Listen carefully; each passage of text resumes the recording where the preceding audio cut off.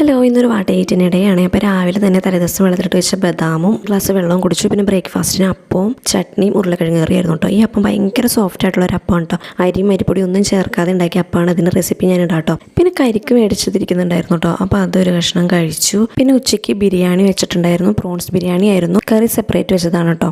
പിന്നെ പപ്പടം റേറ്റൊക്കെ ഉണ്ടായിരുന്നു കേട്ടോ. അപ്പോൾ അത് കഴിച്ചു. അതിനുശേഷം ഞങ്ങൾ വൈകിട്ട് എറണാകുളം പനമ്പള്ളി നഗറിൽ പോയി. അപ്പോഴത്തെ ജ്യൂസി എന്ന് പറഞ്ഞ ഷോപ്പിൽ കയറി ഒരു മീറ്റ് റോളും ഞാനൊരു വാട്ടർ മെലൺ ജ്യൂസായിട്ട് കഴിച്ചു. രണ്ടും എനിക്ക് ഇഷ്ടപ്പെട്ടില്ല. പിന്നെ ഞങ്ങൾ കോൾഡ് സ്റ്റോൺ എന്ന് പറഞ്ഞൊരു ക്രീമറി ഷോപ്പിൽ കയറിയിട്ടു. അവിടെ വെറൈറ്റി ഐസ്ക്രീംസും വാഫിൾ കോൺസും ആയിരുന്നു ഉണ്ടായിരുന്നത്. അപ്പോൾ ഞങ്ങൾ ആദ്യം ഓർഡർ ചെയ്തത് ആപ്പിൾ ഫ്ലേവറുള്ള ഒരു ഐസ്ക്രീം ആയിരുന്നു കേട്ടോ. അത് ഇതായിരുന്നു അത്. പിന്നെ ഓർഡർ ചെയ്തത് ചീസ് കേക്ക് ഫാൻറ്റസി എന്ന് പറയുന്ന വാഫിൾ കോൺ ആയിരുന്നു.